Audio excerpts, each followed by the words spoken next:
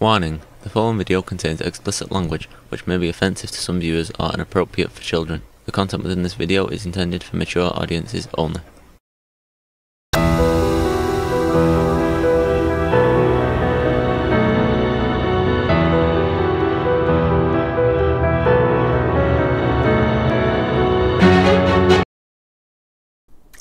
Hello and welcome to this video.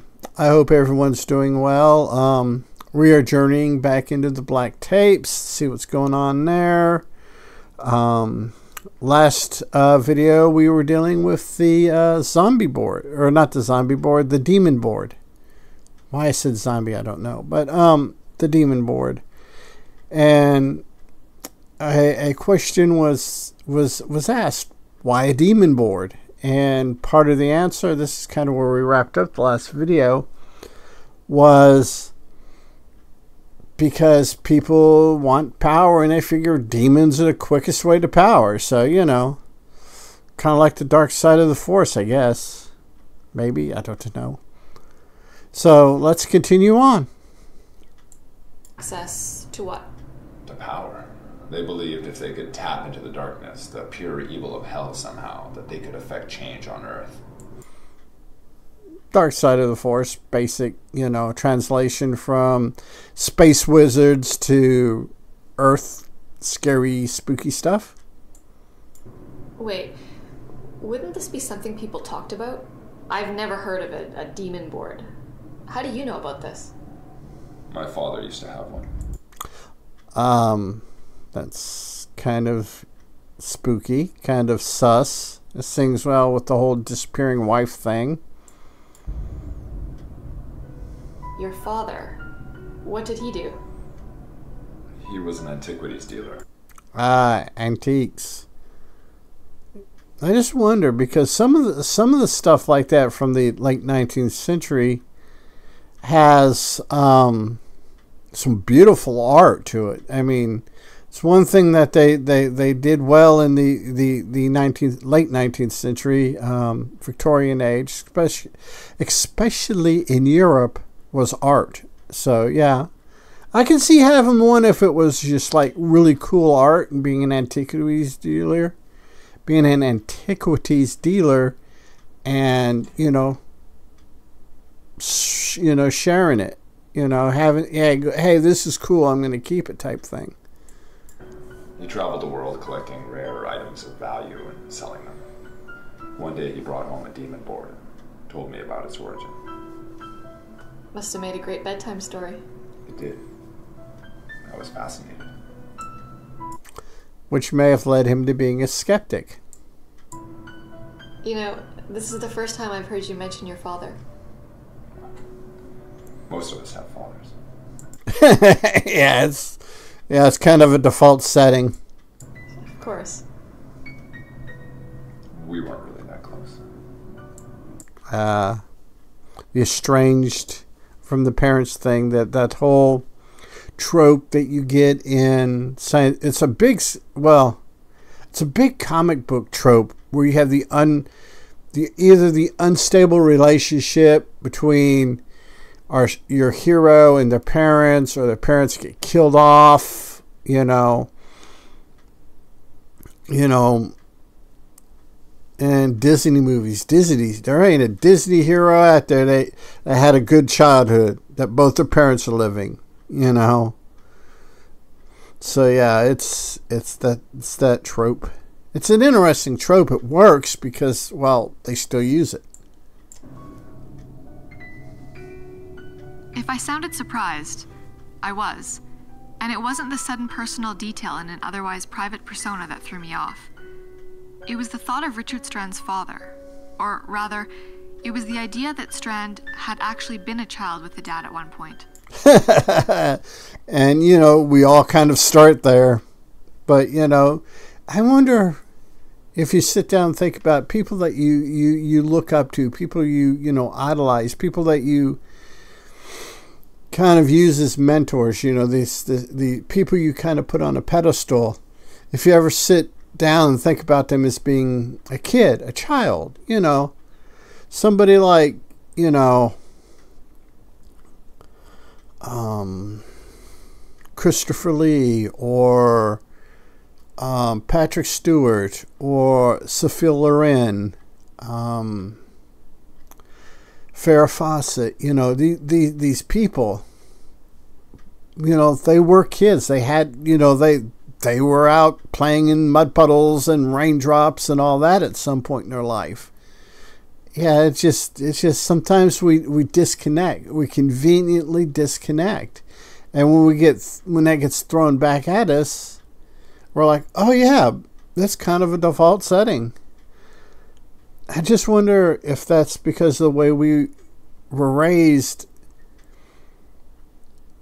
outside of social media and stuff. Now, I wonder if people in their teens that are currently in their teens or maybe even early 20s, if they have that same shock value of, oh yeah, Gal Gadot was a little girl at one time, or I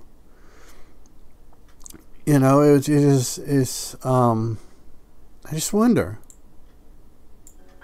Add to that the fact that his father traveled the world in search of artifacts, while Strand himself traveled the world debunking stories from antiquity. That's kind of interesting, though, how an antiquities dealer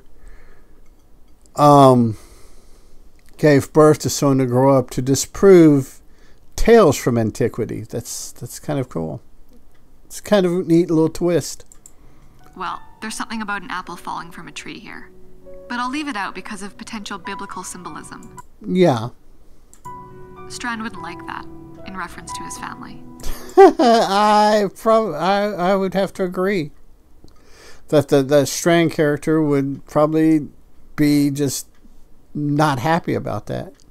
And we already seen what happens when these two make each other unhappy.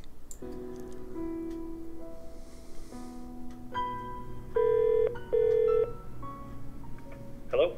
Hi, is this Peter Sodenfeld? Yes, it is. My name's Alex Regan.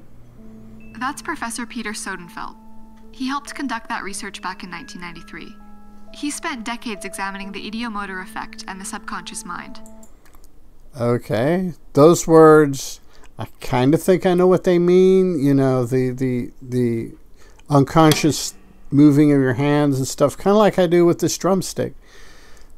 I just kind of do it and don't realize I'm doing it to either I stop or I do it and lose the drumstick. It's just kind of a what she said. Maybe, I don't know. It may be because it's a fidget thing, because I fidget with my hands, and it may be just something because I do it so often, so much, and it's just the latest thing that I've got to do.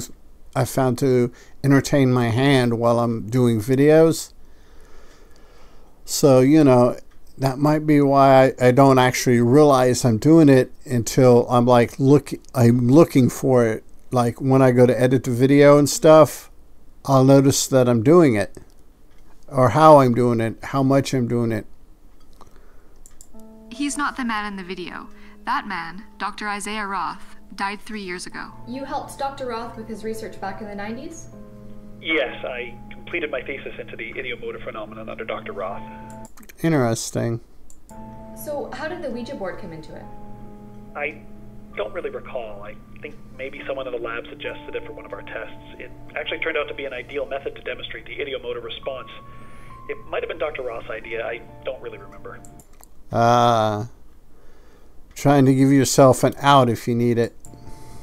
At one point you start using another board in a controlled experiment. Do you remember that? The specifics of the boards themselves weren't crucial to our test. The response was the only thing that mattered. Mm-hmm. He's still giving him. He's buffering himself an out. On the second day of your experiment, do you remember the test going out of control? Yes.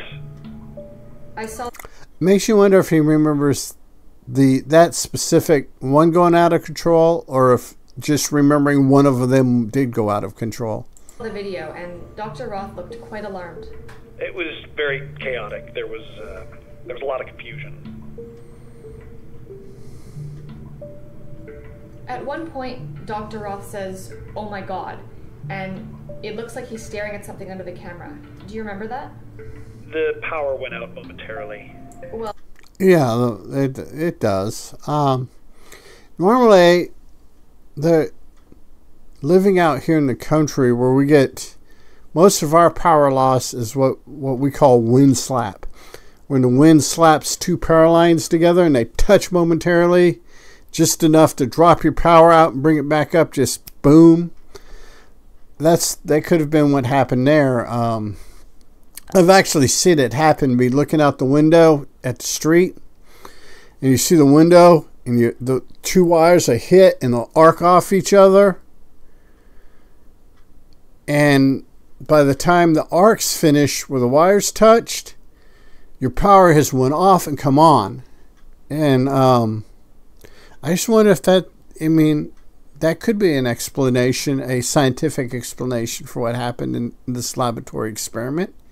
Or it could, well, in this universe, it could have been very well supernatural. yes, but this was before the power went out. In the video, Dr. Roth is staring at something under the camera when he says, "Oh my god." It's quite clear he saw something. Do you remember any of that? You're working with that paranormal investigator, the one with the $1 million prize? Dr. Richard Strand, yes. I believe Dr. Roth was interviewed by Dr. Strand around the time of the experiment. Yes, we're re-examining the case. I'm afraid I don't know what more I can add. Ah, there we go. Play dumb. It's always, when things get uncomfortable, play dumb. Well, I don't really need you to add anything, just confirm. So we'll go ahead and leave this here till the next episode.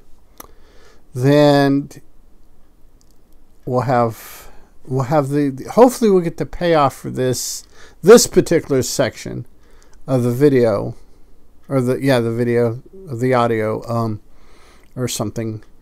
So yeah, this just looks like a good place to end this video. And until next time, be a good human. Be good to other humans. Peace. Hey, it's 10 p.m. Do you know where your children are?